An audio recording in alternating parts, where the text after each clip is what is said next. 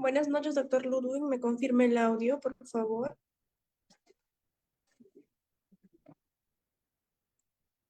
¿Cómo está? Buenas noches. Sí se le escucha. Perfecto, vamos a dar inicio.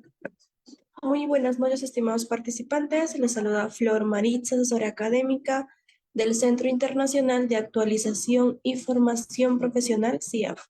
Les doy la bienvenida a cada uno de ustedes al curso de actualización internacional, bioseguridad hospitalaria y manejo de residuos sólidos. El ponente a cargo el día de hoy es el doctor Ludwig Fernández desde Bolivia. Antes de comenzar con esta exposición, les voy a dejar algunas recomendaciones. Por favor, mantener los micrófonos y videos apagados durante toda la ponencia, a menos que el doctor solicite su participación. Y para los participantes que desean solicitar la clase grabada, material de estudio y la respectiva certificación, les voy a dejar los números en el chat. Cualquier duda o consulta que tengan, lo va a estar absolviendo el doctor al final de la exposición. Buenas noches, doctor Ludwig. Le doy pase a su ponencia. Buenas noches a todos. Muchas gracias por la invitación. Vamos a llevar a cabo lo que es bioseguridad hospitalaria y así también ver cómo es el manejo de residuos sólidos, ¿no? En las entidades hospitalarias de igual forma, ver cómo es la gestión de riesgos biológicos, así como también este manejo y observar la implementación que se da de acuerdo a un plan de gestión. Vamos a ver las fases, así también vamos a mencionar ciertas normativas y regulaciones que pueden variar de acuerdo al país donde se encuentre. Muy bien, para esto, por favor, me confirman si se puede visualizar lo que es la presentación. Sí, doctor, se logra observar muy bien. Perfecto, gracias. Muy bien, entonces damos inicio a lo que es este curso de bioseguridad y vamos a empezar con pautas principales para poder tener una mejor comprensión y así también lo que es el significado de bioseguridad, ¿no? Cabe entender que la seguridad no es más que una expresión donde nos da a entender la calidad de seguro. Y la terminología seguro como tal, cabe entender que es algo libre y exento de todo daño o peligro, ¿no? Y al mezclarlo con esta palabra bio, que prácticamente engloba todos los seres vivos, entonces hace referencia a lo que es la protección de la vida. La bioseguridad tiene una profunda relación con lo que es la higiene y la seguridad en el trabajo, y así también con el efecto sobre el medio ambiente y los seres vivos, ¿no? Engloba tanto lo que es la parte biológica de las personas, su medio que los rodea, ¿no? Incluyendo a todos los seres vivos. Entonces, esto de la bioseguridad nos permite establecer, cumplir y hacer cumplir las normas de bioseguridad. Es decir, se ha planteado ya como un derecho y un deber. Y esto debe ser imprescindible para todos los trabajadores de la salud en todos sus ámbitos. Además de esto, incluye al ámbito de los pacientes, ¿no? Que van a concurrir a lo que es un establecimiento, un centro sanitario de salud, así también a lo que es a la población en general, ya que por sí misma y por el medio ambiente requiere de estas normas, requiere esa protección a todos los seres vivos, ¿no? Entonces incluye tanto al personal de salud, a los pacientes que hacen uso de estos servicios y a la población en general. Entonces nos hacemos la interrogante, ¿qué busca la bioseguridad? Su objetivo principal es disminuir lo que es el riesgo asociado al trabajo, ¿no? En estos ambientes de laboratorio, de centros sanitarios, y así también minimizar lo que es el riesgo de contaminación o alteración del ambiente. Y para lograr estos objetivos, la bioseguridad, ¿no? Analiza todos los posibles riesgos y elabora normas y procedimientos. Siendo así, entonces, incluye a todo el personal, ¿no? Y lo que va a analizar, en este caso, los riesgos, cabe entender que riesgo es la probabilidad que tiene una persona, ¿no? O un individuo de generar o desarrollar efectos adversos hacia su salud, bajo condiciones de exposición o a situaciones de peligro. Dentro de esto, los accidentes pueden ocurrir porque el riesgo cero no existe. Por ello es que se ha planteado la utilización de normas de seguridad las cuales deben estar correctamente establecidas y no deben descuidarse nunca.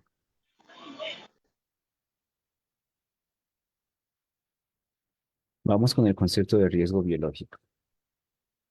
Riesgo biológico se da a entender como la probabilidad de que el material de origen biológico entre o en contacto con un receptor, ¿no? Ya sea humanos, animales, plantas o el medio ambiente y pueda generar consecuencias adversas para su salud o para el medio ambiente. Y el riesgo biológico incluye a aquellos organismos patógenos, es decir, virus, bacterias, hongos, parásitos, aquello también que está relacionado con organismos vivientes, es decir, tejidos, fluidos, los cuales pueden portar o pueden ser portadores de este tipo de material. Ya a esto se va a sumar lo que son los niveles de bioseguridad, que prácticamente son la combinación, ¿no? De actividades, de protocolos, de técnicas de laboratorio, equipos de seguridad e incluso instalaciones específicas para cada situación. Estos niveles van a constituir condiciones bajo las cuales el trabajador, ¿no? Se le permita tener un ambiente de forma segura con ese agente de tipo biológico, lo que puede llevar a lo que es una infección.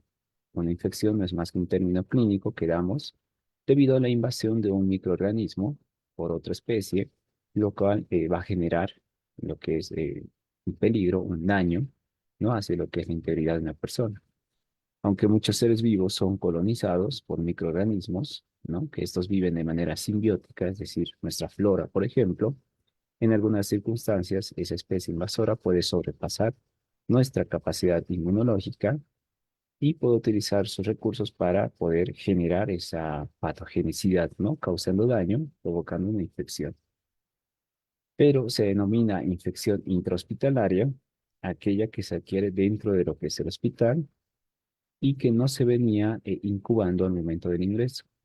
Es decir, por lo general aparece luego de las 48 horas, ¿no? Posterior a lo que va a ser el ingreso al hospital.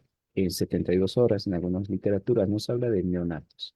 Estos suelen ser muy peligrosos y tienen una alta tasa de mortalidad debido a su patogenicidad que presenta y se emplean mayores recursos, ¿no? Y elevan en sí lo que son los costos hospitalarios. Entonces, para que una infección se propague, necesita de un conjunto de elementos denominado lo que es la cadena epidemiológica. Y esto se destaca con lo que es el agente, el huésped y el medio ambiente. Agente llamamos aquel microorganismo, ¿no? Patógeno, puede ser bacteria, virus, hongo, y es conveniente conocer algunos términos, ¿no? Relacionados a lo que es este agente, como ser inefectividad, que es la capacidad de ingresar al huésped y multiplicarse. Patogenicidad es la capacidad de producir la enfermedad. Virulencia es el grado de severidad con la cual puede generar esta enfermedad. Y poder antigénico es la capacidad de provocar respuesta del huésped.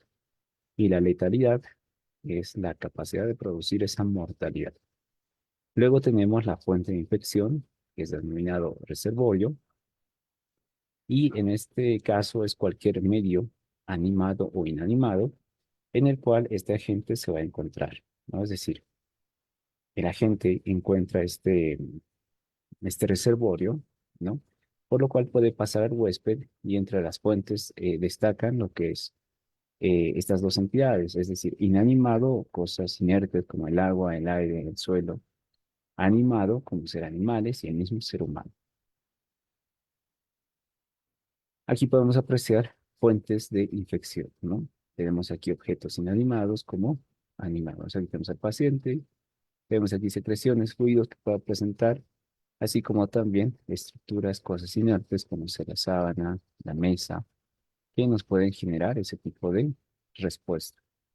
Y luego tenemos al huésped susceptible, que es aquel donde va a encontrar o va a atacar, en este caso, el agente, que es un hospedero, ¿no? En este caso nos referimos a las personas, que somos los más susceptibles a recibir estos microorganismos y por lo tanto de contraer lo que es una infección, ¿no? Y el mecanismo de transmisión, que es la forma de cómo un microorganismo se traslada desde la fuente de infección hacia lo que es el huésped. Puede ser de manera directa, puede ser de manera indirecta. Hablamos directo cuando ese microorganismo pasa desde la fuente de infección hasta lo que es el huésped susceptible.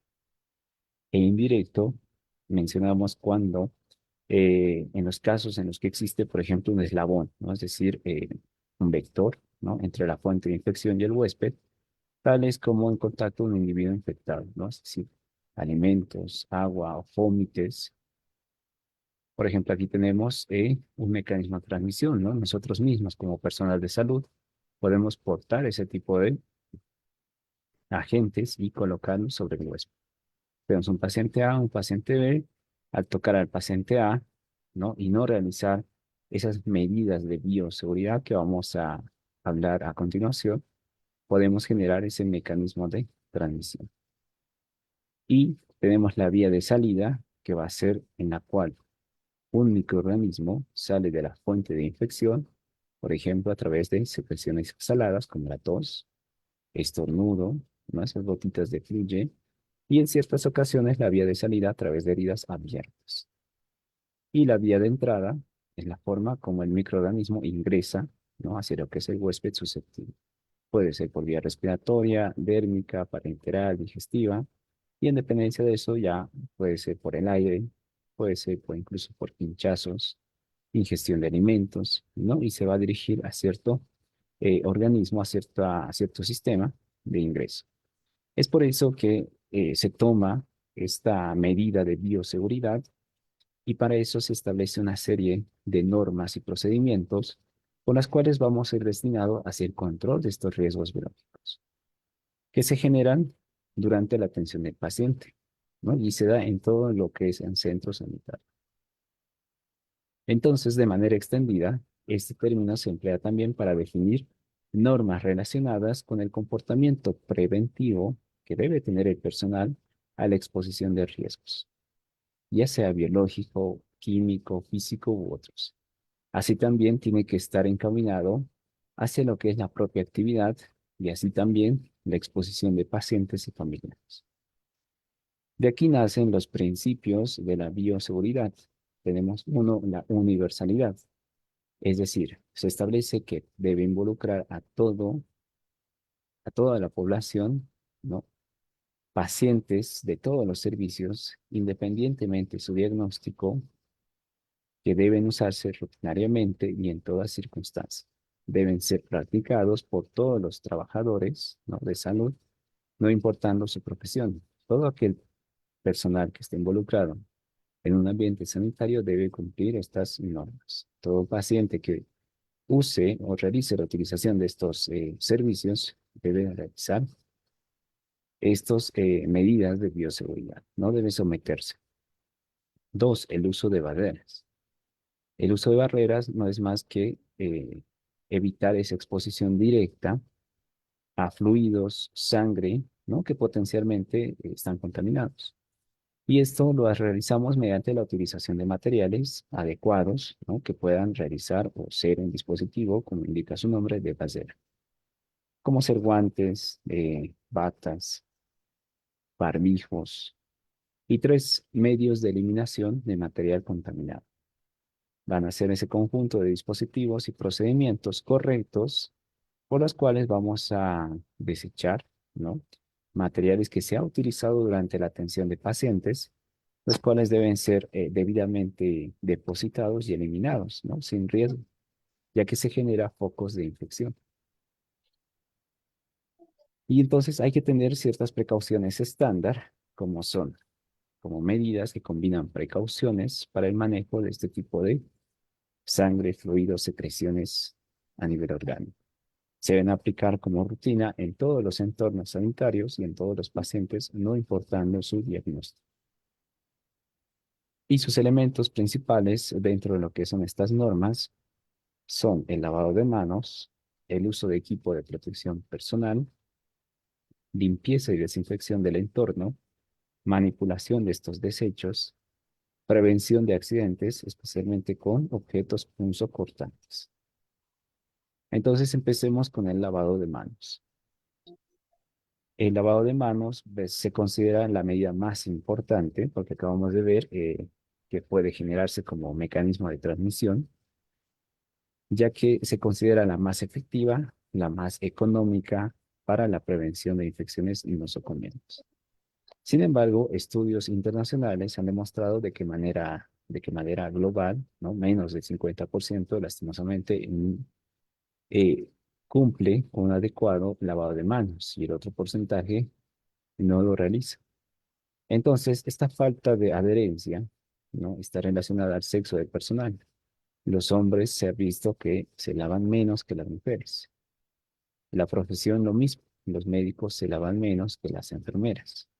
La carga laboral ha sido otro de los puntos donde los que tienen mayor trabajo con pacientes se lavan menos que el resto. Y se debe realizar lo que es la facilidad arquitectónica a partir de lo que va a ser esta gestión de la inclusión de estas normas de bioseguridad. Es decir, estas medidas que han demostrado efectividad, ¿no? Para el apego del lavado de manos, se ha visto que es la educación continua del personal, la educación al paciente, que se debe exigir lo que es el lavado de manos, así como también la supervisión y la promoción institucional. Es decir, cuando uno se aplica un plan, debe tener relacionado estos factores que están relacionados a esta falta de adherencia, ¿no? Y establecer, y todo parte de lo que va a ser la planificación. Y esa facilidad arquitectónica, cuando nosotros colocamos eh, estos dispositivos para el lavado de manos, entonces debe surgir a partir de ahí cómo se debe organizar y distribuir de manera correcta en todos los servicios. Y uno de los puntos al momento del lavado de manos son los momentos, ¿no? Estos infografías deberían estar en cada centro, en cada área, para que el médico, el personal también, tenga conocimiento y no se le olvide el lavado de manos en cada momento, es decir, antes de entrar en contacto con el paciente, antes de realizar algún tipo de tarea séptica, después de lo que es de entrar en contacto del paciente, después de tener algún tipo de contacto con algún tipo de secreción, fluido corporal del paciente, y así también después de entrar en contacto con el entorno del paciente. Esos deben ser los 5 momentos para el lavado de manos. Recordarles que existen 3 tipos de lavado, ¿no? Un lavado de manos social, clínico y quirúrgico. Dentro de sus diferencias, vamos a ver uno, el tiempo, ¿no? La duración. Lavado de manos social es aquel que nosotros realizamos en casa, ¿no? El cual el objetivo es eliminar la suciedad y contaminantes visibles. Esto se usa en contacto con el paciente, ¿no? En contacto social para el control de funciones vitales, después de usar el baño, y para lo que es la aplicación o un apoyo, se utiliza un jabón neutro. Su duración prácticamente dura 10 segundos, ¿no? En cambio, el lavado de manos clínico, o también llamado médico, su objetivo va a ser reducir significativamente la flora transitoria y residente. Se usa para procedimientos tanto invasivos, el contacto con sangre y fluidos y con un paciente infectado. Para esto sí o sí debe realizarse un jabón con antiséptico, ¿no? Podemos aplicar yodopovidona, por ejemplo, jabonoso, que es uno de los más utilizados en los centros hospitalarios, y su duración es de 60 segundos. Luego tenemos el lavado de manos quirúrgico, que a diferencia del clínico médico, su objetivo prácticamente es destruir toda la flora transitoria y residente. Y por ende se utiliza para procedimientos quirúrgicos, lo cual, aparte de utilizar un jabón, se va a aplicar lo que son soluciones antisépticas. La ideal, la que recomienda es la clorhexidina, y hoy en día ya no es necesario el uso de escobillas, ¿no? Estériles o cepillos, las cuales pueden utilizarse en caso de ver evidencia de suciedad visible en las uñas. La duración de este tipo de lavados generalmente va de 5 a 10 minutos. Aquí les muestro la infografía acerca de la técnica de lavado de manos.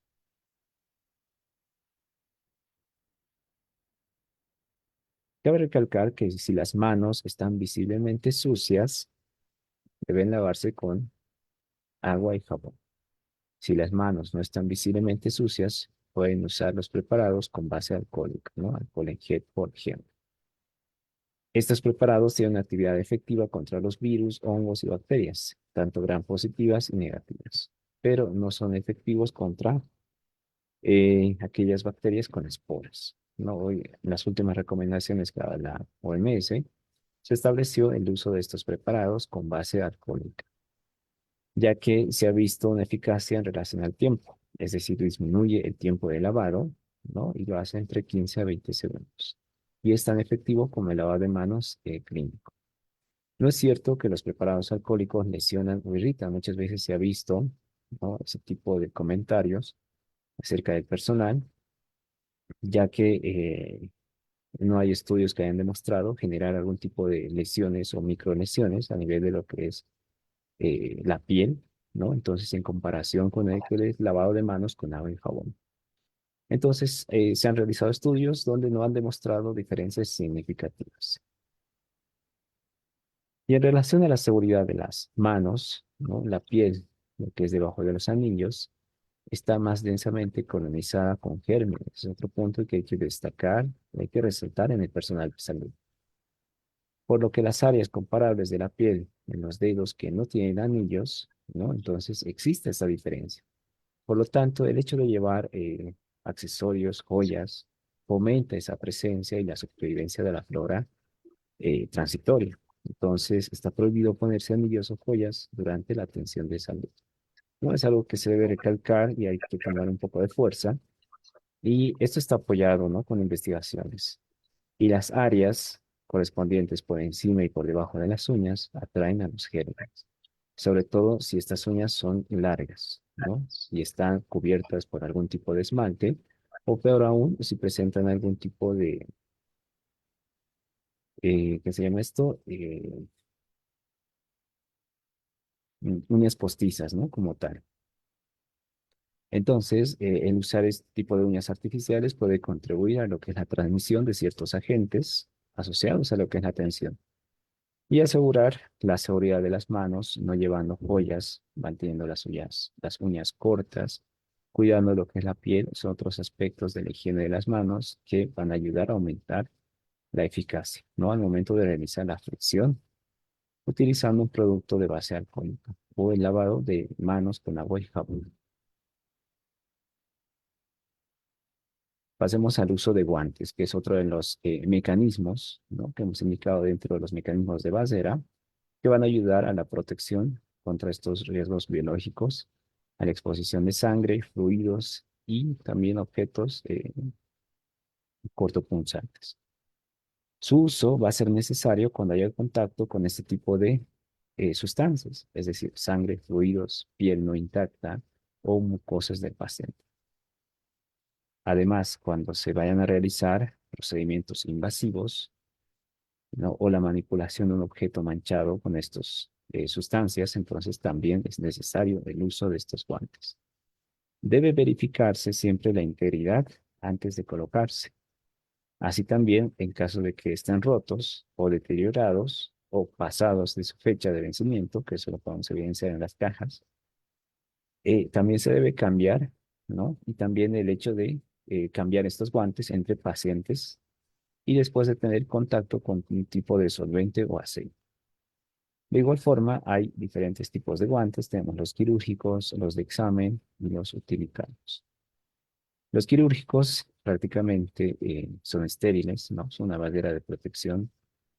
Hoy en día ya hay varios tipos, ¿no? Ha salido una de triple capa que combina lo que es el látex con polietileno, si no me equivoco, donde ya generan una mayor protección contra este tipo de microorganismos, ¿no? Entonces protegen estas manos contra el contacto de estas sustancias y se utilizan para manejo de elementos estériles y tejidos corporales. Luego, mayormente utilizado en atención primaria, principalmente los guantes de examen, que recordarles que es de solamente un solo uso. Se debe utilizar cuando hay contacto con lo mencionado, ¿no? Además, es necesario la utilización, ¿no? Y la forma también correcta de colocarlo.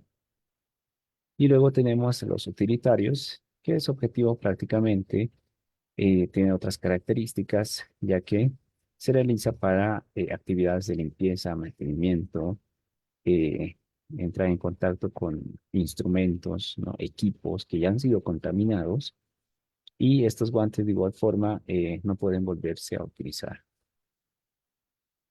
Luego, como otra barrera, tenemos el uso de batas parentales, en el cual empleamos en procedimientos que puedan generar salpicaduras, estar en contacto con lo que es sangre, fluidos corporales, y muchas de estas podemos ver que vienen dos tipos, ¿no? Las reutilizables y las descartables, en cuyo caso son depositados en lo que son en lugares específicos y enviados a lavandería. De igual forma debe haber un correcto manejo de este material para evitar más focos de infección. Bueno, para ponérselo, la secuencia prácticamente es lavado de manos, colocado de batas y guantes y realizar la tarea del procedimiento. Y para quitárselo, la secuencia es sacarse los guantes, higiene de las manos, sacarse el mandil y después la higiene de las manos. No es necesario recordar, ya que el personal lo conoce, pero importante colocar este tipo de infografías en las distintas áreas para que puedan refrescar y que pueda reforzar, ¿no? Ese hábito que muchas veces cuesta inculcar en el personal. Luego tenemos lo que son las mascarillas respiradoras. Bueno, este tipo de elementos con las últimas recomendaciones, ¿no? Hoy en día ya es esencial su uso y debe usarse para evitar lo que es que la mucosa de la nariz y de la boca quedan expuestos, ¿no? Frente a algún tipo de sustancia como ser salpicaduras, fluidos corporales del paciente. Existe la mascarilla médica y los respiradores. Eso va a depender mucho del grado de riesgo con el que se enfrenta el personal. Y su uso precisa una adecuada técnica, especialmente al momento de colocar, ¿no? Verificar lo que es un adecuado sellado de la nariz, boca, cambiarlo si es deteriorado y no dejarlo colgado en el cuello u otro lugar. Y en relación a lo que son los barbijos, recuerden que tiene lo que son una duración de, bueno, las últimas recomendaciones OMS dijo entre 4 a 6 horas, ¿no? Más de eso no podemos utilizar una mascarilla. Recuerden que este tipo de mascarillas brindan una protección contra partículas de gotas grandes, ¿no? Mayor a 5 eh, micras. Y también se usan cuando se brinda una atención de rutina a pacientes con enfermedades que emitan estas microgotas. Por ejemplo, el virus sincitial respiratorio, adenovirus, virus de la influenza. Y debe colocarse también en los pacientes con estas patologías. En cambio, los respiradores, como es el N95, estos ya son más específicos y brindan protección contra aerosoles finos que quedan suspendidos en el aire. Esto se utiliza cuando se atiende pacientes, ¿no? Que emitan este tipo de microgotas, como ser en la TB o sarampión incluso. Y además cuando se realizan procedimientos como aspirados, intubaciones, broncoscopías. Luego tenemos el protector facial y gorro, lo cual vamos a utilizarlo durante procedimientos de igual forma que generen salpicaduras de sangre o cualquier otro fluido con la intención de prevenir esta exposición, ¿no? Con las mucosas, tanto de la nariz y ojos, y las gafas y mascarillas que deben descontaminarse previo al lavado habitual. Podemos utilizar una solución de hipoclorito al 500, ¿no? O el glutaraldehído.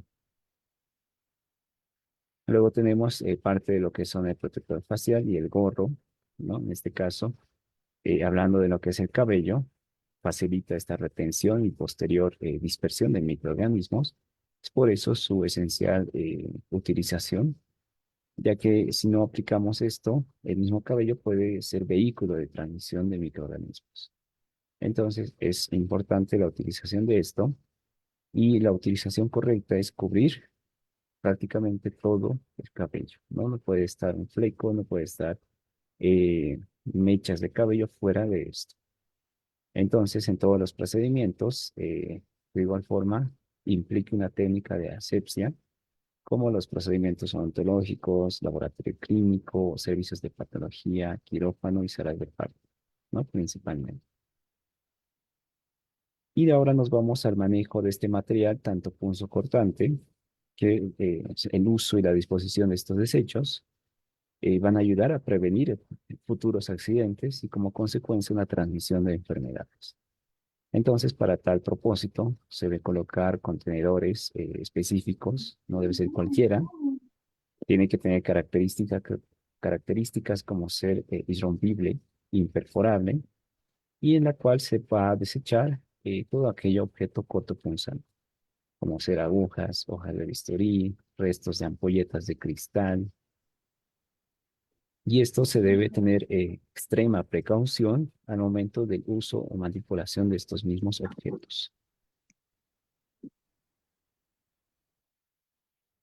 Entonces, no doblar, romper, quitar o reencapuchar las agujas de las jeringas. Se debe usar el destructor de agujas o la caja rígida para tal efecto en caso de que no se cuente. Y no tirar al tacho las agujas. Y el manejo de toda ropa sucia, ¿no? Como indicábamos, la indumentaria del personal, incluso del paciente, debe colocarse en bolsas de plástico y ser transportadas en carros exclusivos para este propósito. Se debe usar guantes para su manipulación. Cuando se cierra la bolsa, hay que procurar que el aire, ¿no? que sale de la misma se dirija donde no haya personas. Y dentro de otras normas que cabe mencionar en este ámbito de bioseguridad, bueno, orientadas a lo que es la protección del personal que labora en instituciones de salud y a pacientes, no tanto visitantes y al medio ambiente, es mantener el lugar de trabajo en óptimas condiciones de higiene. Dos, se debe realizar una desinfección y limpieza de las superficies de los cuales el personal hace uso, como ser eh, escritorios, camillas, ¿no? Bolígrafos, o sea, todo el material con el cual entre en contacto. Así también aquel material que se ha utilizado en cada procedimiento. Al finalizar cada procedimiento, al finalizar cada jornada, de acuerdo al proceso descrito en su manual de limpieza y desinfección, ¿no? Que tiene eso cada entidad hospitalaria. Y tampoco es permitido la preparación y el consumo de alimentos en las áreas asistenciales y administrativas. Es algo con lo que luchamos en los hospitales. Muchas veces, debido a la alta demanda de pacientes, no se tiene o no se da un tiempo, ¿no? prudente para que el personal pueda realizar su jornada o su espacio de alimentos. Entonces, muchas veces lo preparan ahí mismo, ¿no? Entonces, eso tampoco es necesario recalcarles, inculcarles esos hábitos para que puedan tener un espacio o administrar mucho mejor esas horas o realizar algún tipo de distribución de la carga horaria de manera correcta y eficaz.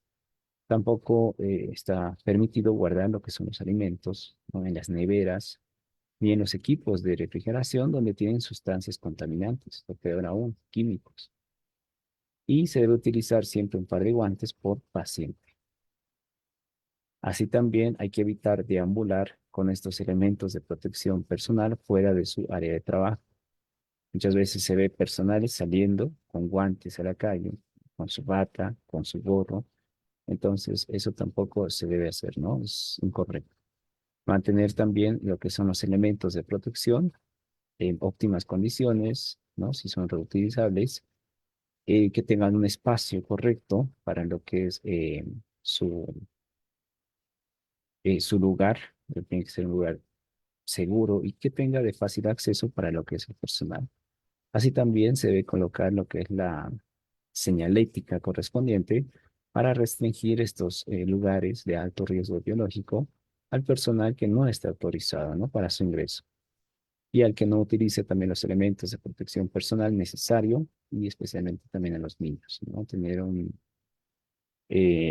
personal a cargo para que no ocurra este tipo de incidentes. Y la ropa contaminada, ¿no? Que pueda estar con sangre, líquidos o alguna secreción corporal, debe ser enviado a la lavandería en bolsa plástica roja, ¿no? A diferencia de la otra que es negra. Y hay que disponer el material patógeno en las bolsas de color rojo, de igual forma rotulándolas con el símbolo de riesgo biológico.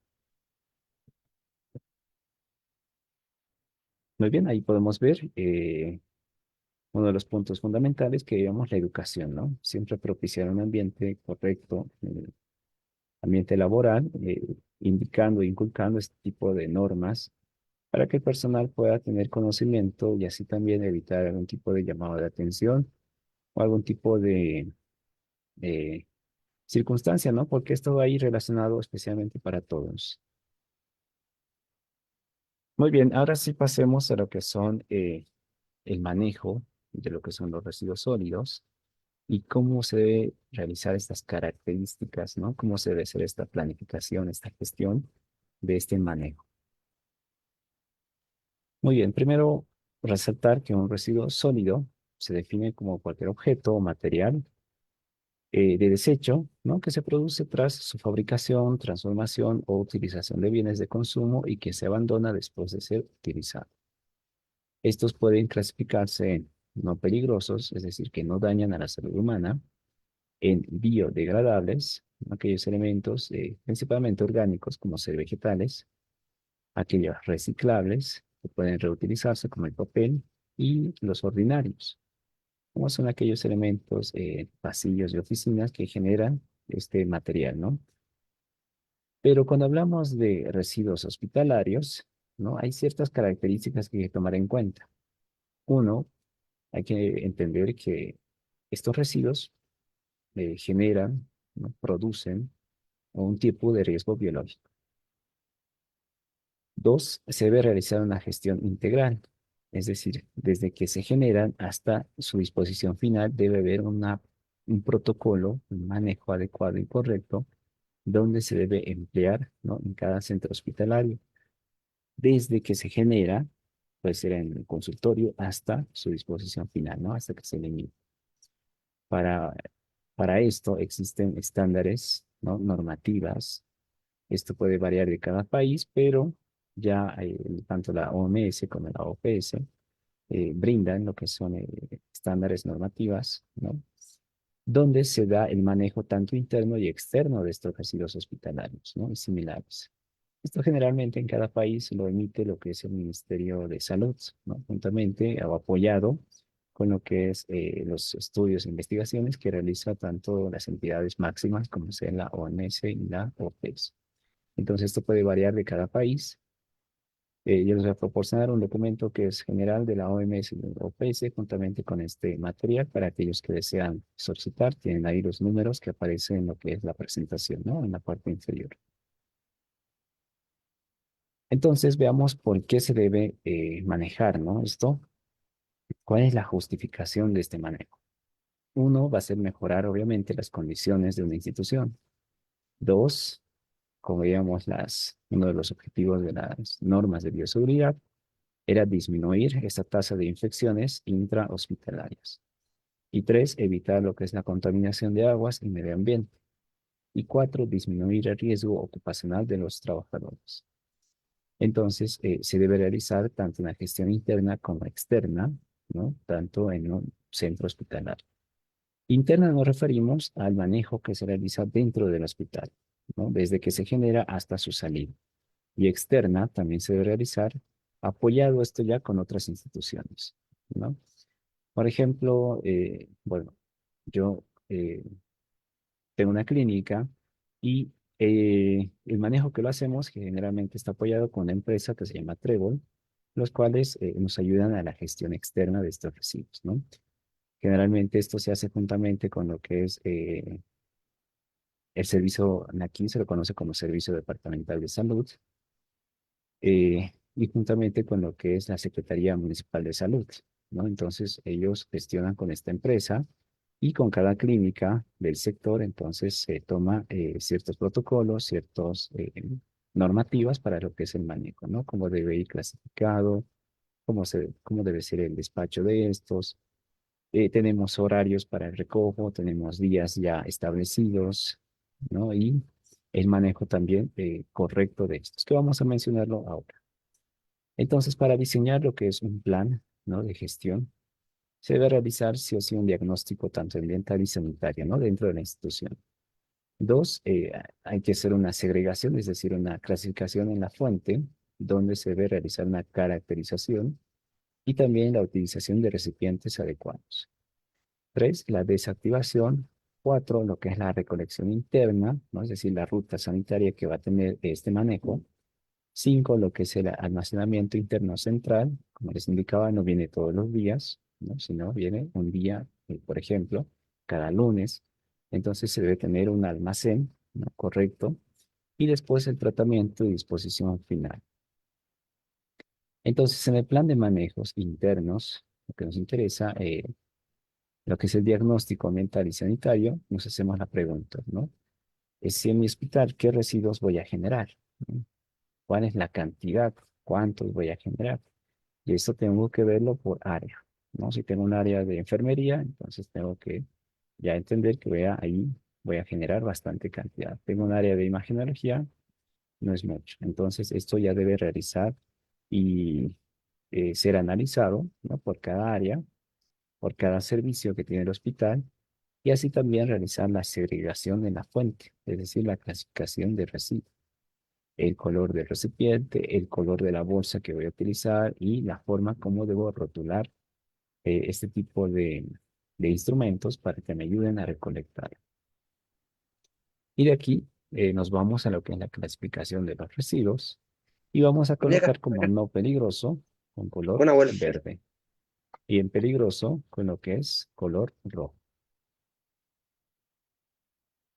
Entonces, rojo, todo aquello que genere una infección o es de riesgo biológico, color rojo. Todo aquello que es químico, color rojo. Todo aquello que es radioactivo, aquí variamos con un color púrpura. Dentro de lo que son los químicos, tenemos fármacos, citotóxicos, metales pesados, contenedores presurizados, aceites usados, ¿no? Reactivos, que se utiliza generalmente en el área de laboratorio. Y riesgo biológico, igual forma color rojo, aquellos biosanitarios, anatomopatológicos, cortopunzantes o incluso animales. Entonces yo lo clasifico. Residuos no peligrosos, residuos peligrosos. Ahí voy a tener mi segregación. Infecciosos o de riesgo biológico, químicos y radioactivos. Y en no peligrosos, aquellos inertes, ordinarios o comunes, los biodegradables y los reciclados. Dentro de los residuos infecciosos, es decir, aquellos que están contaminados por algún tipo de microorganismo, como ser virus, bacterias, los vamos a dividir, como indicamos, en biosanitarios, es decir, aquellos que se han o han sido utilizados en procedimientos y tienen contacto con lo que son fluidos, sangre, ¿no? De lo que es del paciente, por ejemplo, gasas, guantes, catéteres, apósitos. Y tenemos los residuos infecciosos anatomopatológicos. A esto nos indicamos como restos humanos, ¿no? Realizado por biopsias, tejidos amputados, exéresis de tejido, ¿no? Cuando realizamos algún tipo de curación, por ejemplo, fluidos corporales, placentas, fetos, ¿no? Entonces, esto ya lo rotulamos como anatomopatológico. Cortopunzantes, agujas, hoja de bisturí, como su nombre lo indica, ¿no? Todo objeto cortopunzante. Y animales, esto generalmente en laboratorio, ¿no? Si se tiene. Y lo que son residuos químicos, tenemos aquellos fármacos, ¿no? Especialmente medicamentos vencidos, o aquellos que se encuentran contaminados o parcialmente consumidos. Muchas veces damos mitad de la tableta, ¿no? Que no debe ser lo correcto, o aquellos fármacos o químicos citotóxicos, es decir, que son productos de tratamientos oncológicos principalmente, o aquellos que han sido elementos usados en su aplicación. Luego tenemos metales pesados, como ser plomo, mercurio, cadmio, cromo, y los reactivos, aquellos que solos al mezclarse generan algún tipo de reacción, ¿no? No generan gas, explosión o reacción térmica. Tenemos ahí operativos como el oxígeno, óxido nitroso. Esto vamos a ser generado principalmente en áreas de imagenología. Luego tenemos los contenedores presurizados, que generan especialmente en quirófanos, lo que son los gases anestésicos, balas de oxígeno y de dióxido o mejor dicho, óxido de etileno, ¿no? Y los inhaladores. Y los aceites usados, que son en cocinas o plantas eléctricas, etcétera. Y luego tenemos los de riesgo biológico radioactivos. que son aquellas sustancias, como su nombre lo indica, emisoras, ¿no? De una energía en forma de radiación, ya sea alfa, beta o fotones, que puedan emitir radiación. Y en caso de lo que son no peligrosos, tenemos ahí los biodegradables, ¿no? Que pueden ser alimentos generados por cocina. También están los de madera, los jabones, ¿no? Luego tenemos los inertes, como son papel, ¿no? Carbón. Luego tenemos los ordinarios o comunes. Aquí tenemos el papel higiénico, toallas higiénicas, pañales, material de barrido, vasos y platos desechables. Y luego tenemos los reciclables, en los que tenemos el papel cartón, plástico, vidrio, chatarra, ¿no? Eso podemos utilizarlo para venta incluso a terceros. Eso ya depende de la gestión, cómo se realiza en cada centro. Y los de residuos peligrosos, los que van a ser en bolsa roja, ¿no? Rotulados. Bueno, ahí les dejo lo que es la tablita, porque esto al final se va a generar una incineración, ¿no? Esto ya depende de la empresa, pero generalmente en las recomendaciones nos establecen una incineración de este tipo de material. Así también con lo que son los objetos punzocortantes, cortopunzantes. De igual forma, su disposición final va a ser la incineración. Y luego tenemos también los animales que veíamos en laboratorio, ¿no? Que se utilizan en experimentación, son inoculados con patógeno, portadores de enfermedades infectocontagiosas. De igual forma, su disposición final va a ser la incineración. Y luego los químicos, en este caso fármacos, por ejemplo, medicamentos de control ya vencidos o deteriorados. Entonces, esta es su disposición final. Generalmente se realiza un acto de entrega a la Secretaría de Salud, donde se da una incineración o destrucción bajo la presencia de autoridades competentes, ¿no? Ya que está prohibida la venta o comercialización de estos medicamentos. De igual forma, estos medicamentos vencidos o deteriorados, y en caso de los elementos citotóxicos, ¿no? Que generalmente nos proporciona lo que es el área de oncología, entonces su disposición final va a ser la incineración. Y de los metales pesados, ¿no? Estos elementos que indicábamos, su disposición final generalmente es recuperación por empresas, ¿no? Que tengan la licencia correspondiente para el uso, ¿no? Puede ser diferente que le puedan dar a este tipo de material, ¿no? Y lo que tenemos, los reactivos, de igual forma, aquellas empresas con licencia ambiental para su utilización de estos elementos. Y los contenedores presurizados, su disposición final es prácticamente la incineración. Y los tenemos los radioactivos, ¿no? Esto generalmente al tener un tratamiento especial, ¿no? Aquí tenemos algunos ejemplos como el tecnecio, el yodo 131, el cesio, el cobalto. Estos van a generar una disposición final dentro de lo que es un relleno sanitario de alta seguridad, ¿no? Generalmente esto lo recogen los mismos proveedores que dan este material. Muchas veces se utiliza en área de oncología también y ellos mismos son los que recogen. Pero repito, esto va a depender mucho de lo que es la empresa con las cuales trabajan y así también las disposiciones que tienen en cada país, en cada municipio. Luego tenemos los recipientes, ¿no? Que es importante hablar sobre la característica que debe tener porque es necesario, ¿no? Lo que va a ser su distribución en el ámbito hospitalario. Y para aquellos residuos desechables, tenemos que debe ser de material plástico, ¿no? Debe ser un polietileno de alta densidad, lo cual debe ser resistente a tensión y golpes.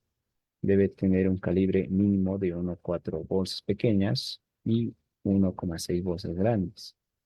El peso es individual, ¿no? De la bolsa con los residuos, lo cual no debe exceder los 8 kilogramos.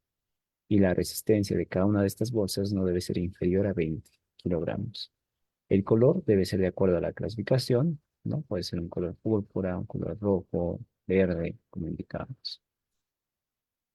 Entonces deben ser rígidos, deben ser con una alta densidad, no debe ser PVC, debe ser de polietileno, deben ser resistentes a una ruptura y perforación, debe tener una tapa ajustable o de rosca, ¿no? Estamos hablando de los desechos, donde debe estar de igual forma rotulado como un objeto, como recipiente corto punzante, ¿no? De riesgo biológico, lo cual debe ser también liviano y de capacidad no mayor a 2 litros. Debe tener igual forma una resistencia a la punción, cortadura y desechables y de paredes gruesas.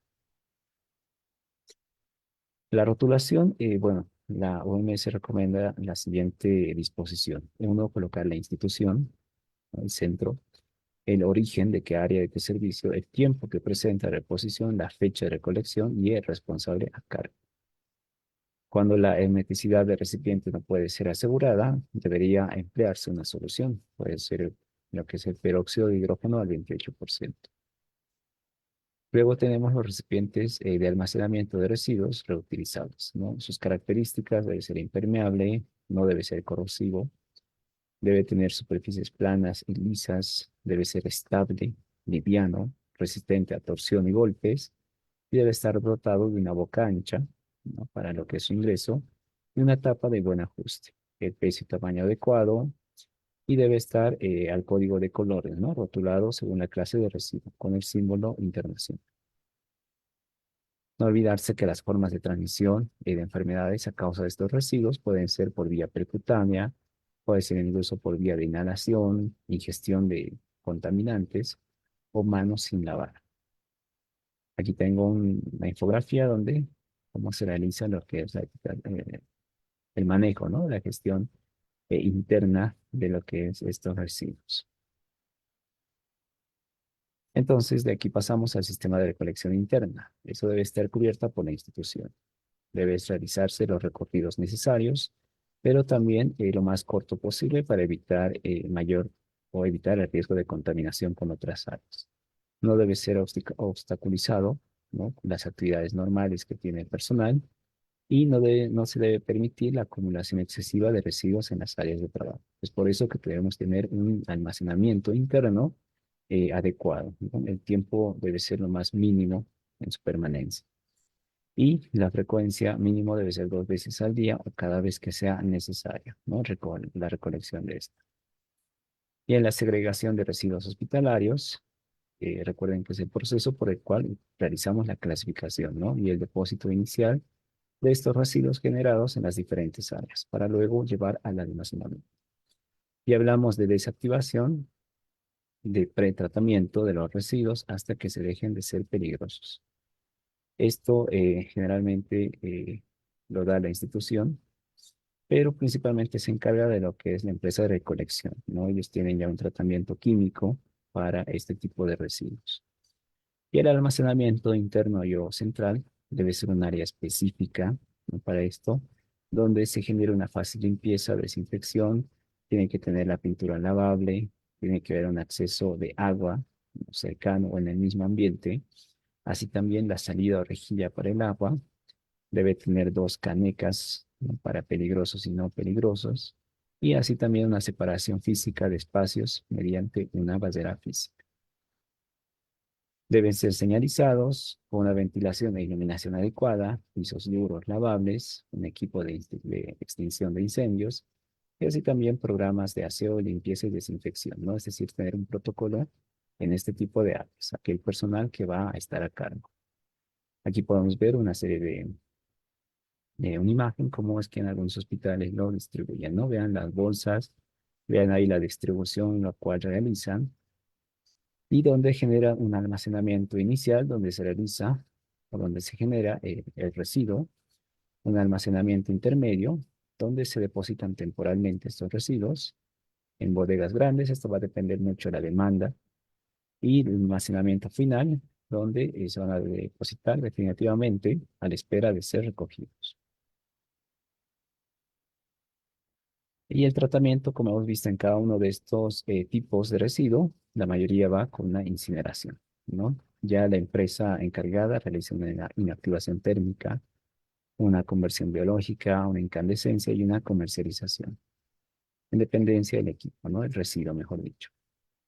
Y por último, lo que son el tratamiento y reciclaje. Estos residuos tipo infeccioso pueden ser eliminados, ¿no? Deben sufrir antes un proceso de desactivación para cambiar lo que es su naturaleza biológica, tanto física o química, y así eliminar lo que es el riesgo de infección, ¿no? Su potencial infeccioso.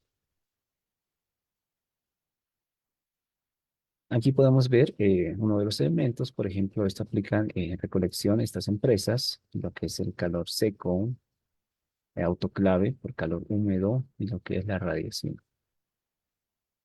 Y algunos de baja eficiencia que algunas empresas utilizan, esto en dependencia del tipo de residuo. Utilizamos hipoclorito de sodio, utilizamos el amonio cuaternario, ¿no? Esto también lo pueden aplicar en los centros hospitalarios. Esto va a depender mucho, repito, en la reglamentación del país donde se encuentran y así también el municipio, departamento o estado donde se encuentran.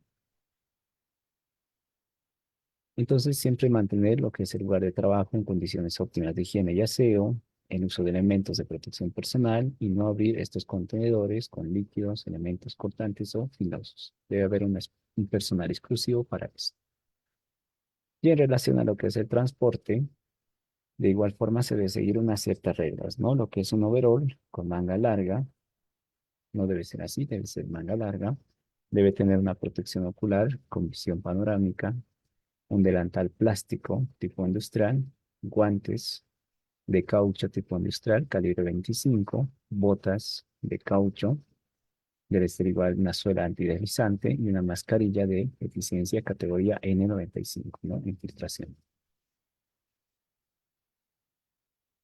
Ya acá les dejo lo que son los pasos para lo que es la desinfección y aseo, ¿no? La descontaminación, limpieza, desinfección y secado, lo cual deben realizar el personal de limpieza. Y algo importante que cada centro hospitalario debe contar en su institución es un manual de bioseguridad y manejo de residuos, sí o sí. Aquí debe ir incluido cómo debe ser el manejo, cómo debe ser la utilización de estos equipos, de estos materiales, cada cuánto debe realizarse lo que es la recolección, ¿no? Y absténgase de lo que son la utilización o la manipulación de estos objetos durante lo que es el procedimiento, ¿no? Entonces debe estar todo esto establecido con el manual de funciones de este personal, ¿no? Cómo debe ser la correcta vestimenta, lo que es el uso de estos cubiertas de plástico, así como también que el personal esté deambulando sin estos elementos de protección personal. Y con esto concluimos lo que es el curso del día de hoy. Espero haber aclarado ciertas dudas y, bueno, me despido con esta frase de la OMS, que la seguridad de los pacientes constituye una de las estrategias prioritarias para los sistemas sanitarios de todo el mundo, ¿no? El hecho de normalizar o tener este tipo de protocolos, ¿no? Ayuda significativamente a lo que es la población para evitar este tipo de riesgos. Muy bien, si tienen alguna duda, alguna pregunta, por favor me lo hacen conocer mediante el chat o utilizando lo que es el micrófono.